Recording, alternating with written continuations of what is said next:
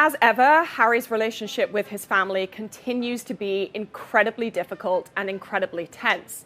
William and Charles have now reached the stage where they do not want to meet with Harry in private because they are so worried that what he might be told during those behind-the-scenes meetings will end up in a book, will end up in a documentary. January 2026. The world's watching, cameras everywhere. Catherine and William walk into that hospital in West London, and something feels different. The way they carry themselves, the way people look at them, the energy in the room. This isn't just another royal visit. This is the future King and Queen of England showing up like they already own the throne. And sources close to the palace are whispering something that's got royal watchers losing their minds. This appearance at Charing Cross Hospital marked the first time William and Catherine stepped out acting fully in their future roles as monarch and consort. Not pretending, not practicing, actually operating with the authority and presence of a king and queen. The palace insiders say preparations have accelerated. King Charles himself reportedly gave them new powers that no Prince and Princess of Wales have held in over a century. Powers that essentially let them function as co-monarchs in everything but name. And the timing? That's what makes people wonder what's really happening behind palace walls. Is Charles preparing for something? Is his health worse than they're telling us? Because when you give your heir this much power while you're still alive and working, that's not normal royal protocol. That's succession planning happening in real time. So buckle up tight, because what's unfolding right now could change the British monarchy faster than anyone expected. King Charles breaking his silence on his, quote, frightening experience with cancer. The monarch diagnosed with an unspecified form of the disease in February of last year, now making his first ever comments about his battle as he and Queen Camilla host a reception for the cancer community at Buckingham Palace. Let me tell you about this hospital appearance, because the details matter. January 9th, 2026. William and Catherine show up at Charing Cross Hospital completely unannounced. Staff had no warning, patients didn't know. This wasn't some carefully staged photo op with advance notice and security sweeps. They just walked in like they owned the place. And here's what caught everyone's attention: the way William spoke to staff, the confidence, the authority. He's talking about Catherine's cancer journey, his air ambulance experience, connecting with healthcare workers on a level that felt less like future king and more like actual reigning monarch taking care of his people. Catherine bonded with a volunteer who works with chemo patients, spent real time listening to stories about patients sitting for hours going through treatment. This woman who just went through her own cancer battle 12 months ago, now she's back out there using that experience to connect with people who are living it. So I guess what Tom Sykes is saying is there's been a cost to the transparency, the early transparency that King Charles had about his cancer battle. He explains how that eventuated. Sources in the room say the energy was different from any royal visit they'd seen before. One staff member reportedly told friends that William and Catherine felt like they were already king and queen, not practicing for it, not preparing, actually being it. The couple spent time with NHS workers on their tea break, asked about pressures they're facing during winter season, discussed how charities help take burden off the system. And every interaction carried weight, carried genuine authority, the kind you can't fake. Word spreading through palace channels is that Charles specifically wanted them doing this visit, wanted them out there showing the country what the future looks like. Because at 77 years old, after a year of cancer treatment himself, Charles knows the clock is ticking. And he's making damn sure William and Catherine are ready.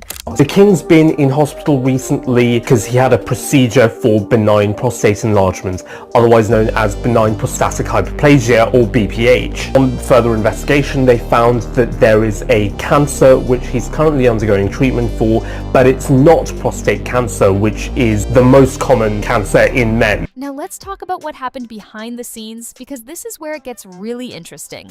Spring 2026, just a few months from now, William and Catherine officially become grantors of royal warrants. You know what that means? That means they get the power to officially endorse brands and businesses with the royal seal of approval. This isn't some ceremonial nonsense. Royal warrants are serious business in Britain. When the palace stamps approval on your product, that's instant credibility. That's sales going through the roof. That's your brand becoming part of royal heritage. Companies pay millions trying to get that recognition. And here's the kicker. Traditionally, only the reigning monarch and their spouse grant these warrants. Charles and Camilla hold that power right now. Nobody else. Heirs to the throne don't get this authority while the king is still alive. That's not how it works. That's not how it's ever worked. Still holding the Privy Council meetings, still going to receive his red boxes, but he's not going to be out in public. And a large part of the role as a monarch is being seen. You have to be seen to be believed, as the late Queen used to say. Except now it does. Because Charles broke protocol to give William and Catherine powers they shouldn't have yet. Powers that essentially make them co-monarchs in the commercial and public sphere. And you gotta ask yourself why. Sources close to the situation say Charles wants smooth transition. Wants the public getting used to William and Catherine operating at monarch level before the actual succession happens. Smart strategy. Except it also signals that Charles thinks succession might be coming sooner than people expect. Catherine becomes the first Princess of Wales to grant royal warrants in 116 years. Last woman to do it was Queen Mary back in 1910, right before her husband became King George V. You see the pattern there? Woman gets this power, then boom, she's queen shortly after. History repeating itself right in front of our eyes. Here's what drives me crazy about how media covered that hospital visit. Everyone focused on the cute moments, the handshakes, the smiles. Nobody paid attention to what William actually said. And his words tell you everything about where his head is. William has been stung by this criticism from his brother and sister-in-law and felt on this one, he was going to answer. Well, absolutely. You can understand his frustration that all of this shade has been thrown at him through this Oprah interview, and to remain silent. William talked about the bond between patient and carer, said it's heartwarming and important that we acknowledge and appreciate what goes on in the NHS. That's king talk. That's not heir apparent making nice comments. That's a man speaking as if he's already responsible for these people's well-being. He referenced both his air ambulance work and Catherine's recent health journey, connecting those experiences to why this hospital visit mattered, building narrative around shared struggle, shared humanity. That's what monarchs do. They create connection between themselves and their people through shared experience. And Catherine backed him up perfectly. Told staff there's amazing work happening, that it makes a big difference to patients' lives. Simple words, but delivered with the confidence of someone who knows her voice carries the weight of the crown. The staff ate it up. You could see it in how they responded, how they looked at William and Catherine, not as future king and queen someday maybe, as their king and queen right now. And that shift in perception, that's what the palace wants. That's the whole point of these appearances. I, William, Prince of Wales, pledge my loyalty to you, and faith and truth I will bear unto you, as your liege man of life and limb. So help me God. Let me break down what's really going on here, because the palace isn't doing this by accident. Every move is calculated, every appearance planned for maximum impact. 2025 was rough for the royal family. Charles battling cancer, Catherine battling cancer, the whole succession question hanging over everything. Public wondering if the monarchy can survive another transition, if William and Catherine are ready. So what does the palace do? They accelerate the preparation. They give William and Catherine real power. They put them out in public operating at monarch level. They let the country see what the future looks like. And they do it while Charles is still alive and working, so the transition feels smooth instead of sudden.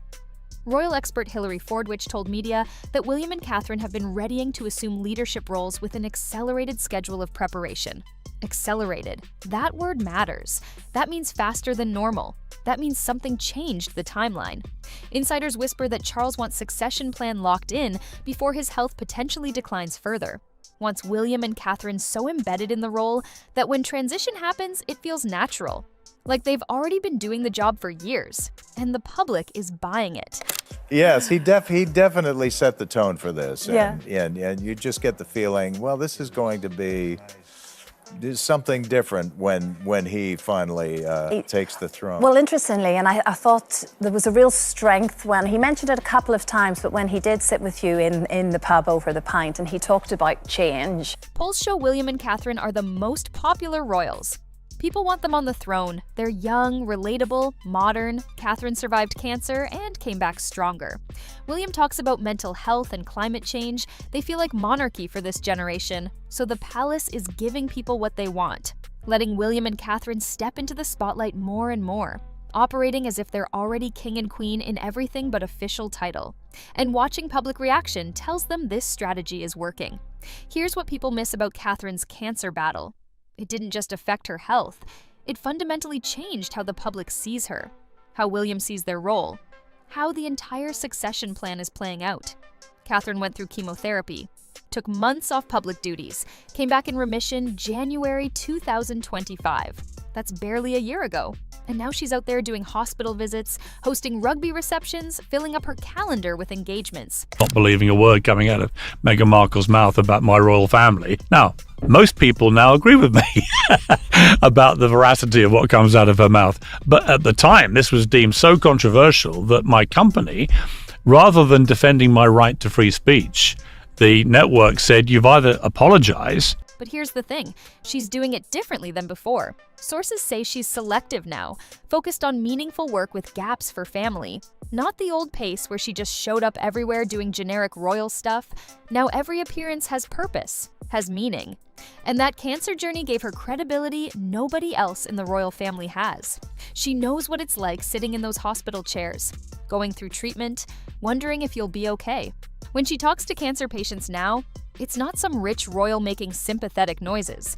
It's someone who lived it talking to people currently living it. That authenticity is pure gold for the monarchy. Because the biggest criticism royals face is being out of touch, not understanding regular people's struggles. Well, Catherine just proved she's not immune to the same health battles everyone else faces. And surviving that while maintaining grace and dignity? That's queen material right there. William watched his wife go through cancer while his father dealt with cancer at the same time. That's heavy. That changes a man. Sources close to William say it made him more determined to use his position for good, made him realize life is short and the time to make changes now, not when he eventually becomes king. And they also crumble, but don't believe her. That's why you're seeing him step up harder, take on more responsibility, speak with more authority. He's not waiting anymore. He's acting like the king he's about to become. Let me explain why the royal warrants thing is such a massive deal, because most people don't get it. This isn't just about endorsing fancy brands. This is about economic power, about shaping British commerce, about deciding which businesses get royal blessing and which don't. When Catherine endorses a fashion brand with a royal warrant, that brand explodes. The Kate effect is already the most powerful commercial force in UK fashion. Anything she wears sells out instantly. Now imagine that power backed by official royal endorsement. That's economy-moving influence. And it's not just fashion. Royal warrants cover everything. Food, services, technology, manufacturing. William and Catherine will have power to shape what products British people trust, what companies thrive, what industries get royal backing. Sources indicate they plan to use this power strategically, focus on British craftsmanship, sustainable businesses, companies doing social good, not just slapping royal approval on whoever pays the most or has the fanciest products. Yes, I got this direct message from Meghan Markle. A private message? Yeah. And it said, hey, I'm a big fan, and I'm so excited you're following me. And this is she said to you? Yes, about 3 years ago. And I replied, and we corresponded quite. Catherine already proved this approach works. Her September 2025 visit to Heritage Mills showcased British textile craftsmanship, got massive media coverage, drove interest in local manufacturing. Now imagine doing that with official royal warrant behind it. And here's the smart part. By building this reputation now, while they're still prince and princess, they establish credibility before they're actually king and queen. So when succession happens, people already trust their judgment, already see them as leaders worth following. Royal expert Giovanna told The Times something that caught my attention. She said Catherine will be a queen who really listens, who leans in, who's aware of what's going on. Not just ceremonial figurehead going through motions. That listening part matters because it's what modern monarchy needs. People don't want distant royals and castles. They want connection. They want to feel heard. Catherine's proven she has that skill. The way she interacts with people, especially kids and families, shows genuine interest in their lives. Giovanna also said William and Catherine are going into their future roles with eyes completely open. They understand what needs to change. They get that monarchy has to evolve or it dies. And they're ready to make that evolution happen. And that change would be on the agenda. and that he's not fearful of that. I thought that was quite an interesting conversation. What did you take from that in that? Well, my sense was that it is kind of going to be a reinvigorated. Another expert, royal author Robert Jobson, said Catherine's diary is already filling up for 2026, but she won't go back to the old pace. She learned that lesson from cancer. Family and health come first. Everything else builds around that. That's refreshing honesty. You don't usually hear about royals. Admitting that the old way of doing things nearly broke her, that she has to protect her well-being to be effective in the role, that's modern queen thinking right there. And the public loves it. They see Catherine being real about her limitations, about needing balance, about putting kids first. That's relatable. That's human. That's what makes people connect with her as future queen. Now, let me talk about something nobody's discussing enough. Prince George. That kid is 12 years old, turning 13 this summer. And he's being groomed for kingship faster than any heir in modern history. George appeared at the VE Day tea party with his parents, showed maturity and empathy beyond his years. Experts say he's clearly learning the royal ropes from William and Catherine, getting prepared for his future role as king. There's a lot of sadness around today for Charles's sake, and there is something kind of tragic about the fact that this man waited with dignity for his entire life to become the monarch of this country. Never once did he push for it. Never mind that nonsense in that ridiculous Netflix drama, The Crown. He never pushed for this. But here's what makes this interesting. By putting George in public more, by letting people see him growing into the role, the palace is building 3 generations of succession security. Charles, then William and Catherine, then eventually George. The monarchy's future locked in for decades. Sources say George will attend the World Cup in the United States during summer 2026 with his family. Big international trip, high-profile event, another step in his preparation, and another chance for William and Catherine to show up on world stage acting as if they're already king and queen. So why is all this happening in January 2026? Why the acceleration? Why the new powers? Why the monarch-level appearances?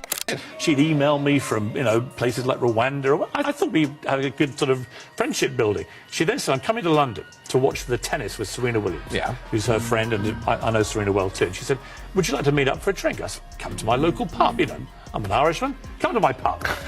So she came to my local pub in Kensington. Here's what makes sense when you connect the dots. Charles is 77. He had cancer in 2025.